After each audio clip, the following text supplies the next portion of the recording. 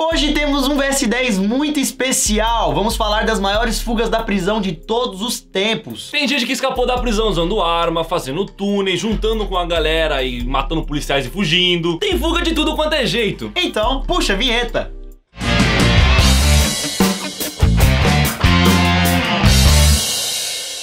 Fala galera, beleza? Bom, eu sou o Lucas Marques. Opa galera, eu sou o Daniel Molo. E se você é um fodinha, é claro, joga sua joinha. Colditz era uma das principais prisões nazistas durante a Segunda Guerra Mundial. Essa prisão, primeiramente, era um castelo que ficava em cima de uma montanha. E do lado dela, ou seja, lá embaixo, tinha um rio. Não tinha como escapar. Só que aí dois pilotos ingleses perceberam que o lugar, por ser alto, era perfeito para fugir. Então eles foram até as torres e lá eles começaram a construir planadores escondidos para poder fugir da torre. E os nazistas nem desconfiaram de nada, porque os caras nunca imaginaram que os loucos iam construir um avião usando apenas os pedaços de madeira das camas da cela, sabe? Mano, fez um avião com cama. Depois que tava pronto, o plano era empurrar o avião de madeira ali pela torre e como lá embaixo tinha o rio, eles iam passar por cima do rio. Só que quando o avião estava quase pronto, o exército aliado invadiu a prisão e libertou todo mundo, ou seja, não tiveram que usar o avião, tá vendo? Será que ia dar certo? Aí é igual pica-pau, né? Faz uma... Agora, se você achou ruim que a primeira fuga não rolou de verdade, relaxa que essa aqui já vem duas fugas de uma vez só. Pois estamos falando de Joaquim Guzmán, mais conhecido como El Chapo Guzmán, que é um dos maiores traficantes de todos os tempos. E ano passado ele fugiu da cadeia deixando todo mundo surpreso. Ele simplesmente sumiu da câmera de segurança que filmava a sua cela, tá ligado? O cara fez igual aquele vídeo tosco da internet. Cadê a Teteia? Cadê a Teteia? Sumiu? Cadê a Teté? Sumiu! Foi aí que descobriram que tinha um túnel de 1,5 km de comprimento. E não era qualquer túnelzinho não, era um túnel bem feito pra caralho. Tinha luz, material de construção e até mesmo uma moto. Tinha uma moto esperando o cara lá, tipo... Ei, vamos fugir. Vamos fugir! Sem contar que essa foi a segunda vez que El Chapo foi preso e a segunda que ele escapou. E se prender a terceira vez, ele vai fugir também. Ele tá preso. Ele vai fugir de novo. A primeira fuga dele foi em 2001, coisa de cinema, coisa de desenho animado. O cara fugiu da cela dele, deu um jeito, e entrou dentro daqueles carrinhos de roupa suja. E pronto, ficou lá, ninguém percebeu que o carrinho tava mais pesado. Entrou no caminhão e já era. Empurraram ele pra fora da prisão. É como se fosse tão simples assim, né? Certeza que rolou, ó. Realmente não é uma coisa tão fácil assim. Ele comprou todo mundo, né? Óbvio. O cara que abriu a cela foi comprado, o cara que tava empurrando o carrinho da lavanderia também, o diretor da cadeia também, o caminhão também devia ser dele. A prisão, só falta o cara ter comprado a prisão também. Segundo a polícia, nessa fuga, El Chapo subornou mais ou menos 68 policiais. Lavou a mão de muita gente aí. Com certeza. Fez a alegria da família. Botou comida na mesa da galera. Pode crer. Na década de 30, John Dillinger foi um dos criminosos mais procurados dos Estados Unidos. E o Dillinger foi jogado numa cadeia em Indiana, que diziam ser a prova de fuga. Será? Se tá nesse vídeo, você já sabe, né? Como o lugar era totalmente seguro, era meio que impossível fazer um plano pra poder fugir dali. Então Dillinger percebeu que o único jeito era sair à força. Só que pra isso tinha que precisar de alguma arma, né? O cara simplesmente passou semanas esculpindo um revólver de madeira. E ele usou nada mais nada menos do que uma tábua de lavar roupa que tinha lá na cela e ficou batendo lá, batendo durante séculos até, né, ficar aparecendo com um revólver. E foi assim então que enganou um policial e começou a sua fuga. E começou, você pareceu da Atena agora. Não é possível, pô! Ele pegou o primeiro policial, depois foi andando pela cadeia e fazendo vários outros policiais de refém até conseguir fugir. E pra finalizar a fuga com chave de ouro, ele roubou um carro. Ele chegou na garagem, ele não escolheu qualquer carro, ele pegou o carro do xerife. Falou, filho da puta, vou pegar o seu carro, você é um lixo, tô fugindo com o seu carro. E foi embora. Se na fuga anterior o Dillinger fugiu de carro do xerife, um sujeito chamado Stallwormir Raus. Vamos aplaudir! Hawix. Hawkins, deve ser isso. Ele fugiu a pé mesmo. O cara fugiu a pé, mas não foi pouco não, é muito mais do que você está imaginando. Hawkins era um tenente polonês que foi preso no começo da Segunda Guerra Mundial. Ele foi acusado por ser um espião e foi jogado num campo de trabalho forçado lá na Sibéria. Só que o fato desse lugar ficar perto do Polo Norte foi justamente o que ajudou Hawkins a escapar da prisão. Isso porque ele e mais 6 caras fugiram no meio de uma nevasca. Mas aí eles descobriram que tinha um problema enorme. Eles não sabiam pra onde ir. Imagina, uma prisão no meio do nada, aí você foge. Ei, vou pra onde? Sair. Deixa eu entrar de volta. Diferente de mim, os caras são corajosos e não queriam ser presos novamente. Foi aí que eles começaram a andar em direção ao sul e desviando de todas as cidades que apareciam na frente para os caras não serem pegos, né? Eles saíram da União Soviética, atravessaram a Mongólia, cruzaram o deserto de Gobi, o Himalaia. No meio dessa jornada toda, várias pessoas morreram. Caralho, uma aventura, né, mano? Uma aventura. Parece filme, Uma né? aventura que durou 11 meses. E Hawkins só parou de andar, né? Só parou de fugir quando pisou na Índia.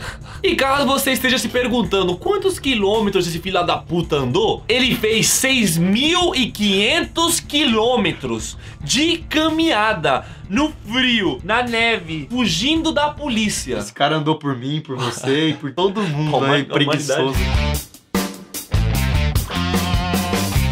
Agora vamos voltar para o século XVI, pois grandes fugas da prisão não acontecem só nos tempos de hoje. Nessa época, os membros da Igreja Católica eram perseguidos na Inglaterra. E o jesuíta John Gerard foi preso e jogado na Torre de Londres. Pra quem não sabe, Torre de Londres era uma das prisões mais fodas da época, porque além de ser muito segura, os prisioneiros também eram bastante torturados lá dentro. Então em uma noite, Gerard tava muito puto, aí chamou um brother lá que ele já era amigo, os dois escaparam, subiram pro telhado e jogaram uma cordinha lá de cima. A ideia deles era jogar a corda e deslizar por ela. Só que para Geralt a situação não era das melhores, pois ele tinha sido torturado o tempo todo nessa torre e ele mal aguentava ficar em pé. Mas foi graças a outros amigos que estavam esperando de fora da prisão que tudo deu certo e Geralt conseguiu fugir da cadeia. E como é que os amigos do Geralt sabiam que ele ia sair? Ele escreveu uma carta e colocou nela todo o plano de fuga que ele tinha para escapar. Detalhe, a carta era invisível, pois ele escreveu com suco de laranja. O cara zica das baladas mesmo. Vamos pensar, né? Tá mais pra agente secreto do que pra jesuíta. O cara era um simples jesuíta que sabia esses truques tudo.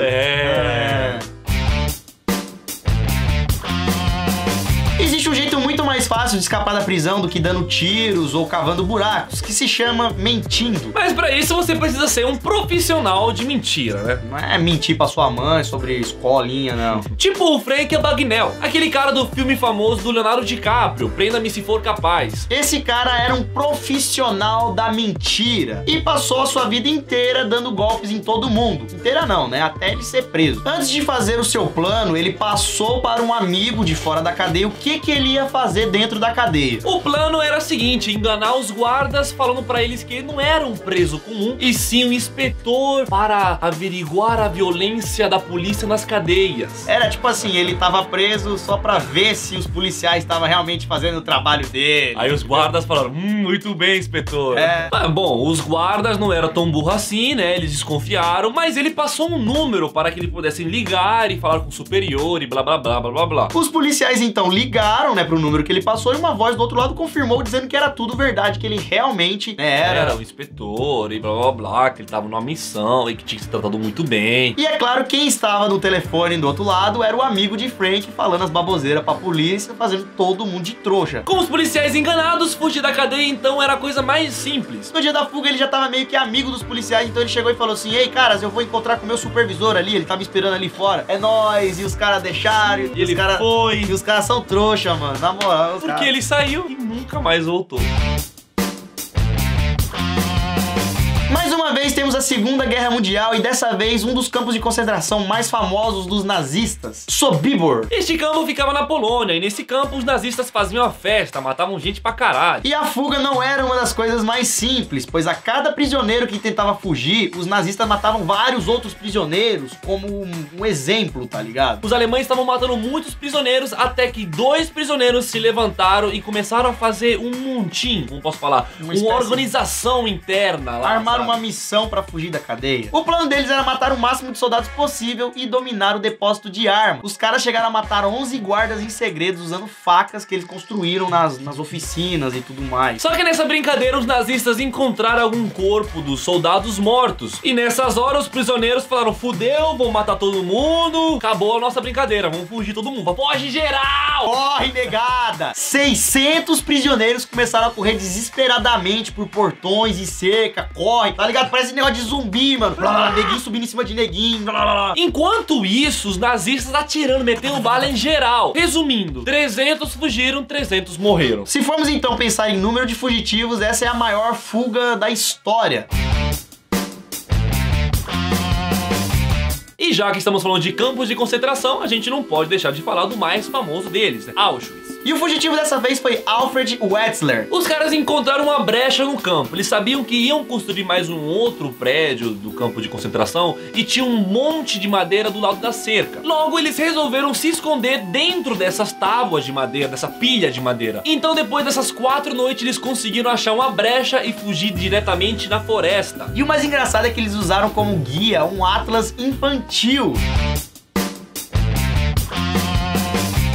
Não dá pra fazer uma lista de maiores fugas da prisão sem citar Alcatraz, uma das prisões mais famosas do mundo. Em todos os 29 anos de operação em Alcatraz, ocorreram 14 fugas. Só que os funcionários da prisão dizem que nenhuma delas foi bem sucedida, ou seja, ninguém teria escapado dessa prisão. Mas não foi bem assim que as coisas aconteceram. Frank Morris e mais 2 irmãos descobriram que um dos corredores do bloco onde eles estavam não era vigiado. Então eles começaram a cavar um buraco no concreto com uma colher e uma moeda de 10 centavos. Crau, crau, crau, crau. Vai cavando concreto, parça. Te dou o meu canal se você conseguir fazer um túnel com a moeda, mano. Faz aqui no nosso canal. Na moral, duvido. Vai na minha frente, velho. Ele não usou apenas colher ou moeda, ele também roubou um aspirador de pó que serviu como broca pra ele furar o chão. Um aspirador de pó. Achei que ele ia limpar depois. Nada. Pra disfarçar o barulho, um dos caras ficava tocando uma sanfona enquanto os outros caras estavam cavando. Crau, crau, crau. E o outro só fazendo festa. Crau, crau. Vamos fugir. Crau, crau.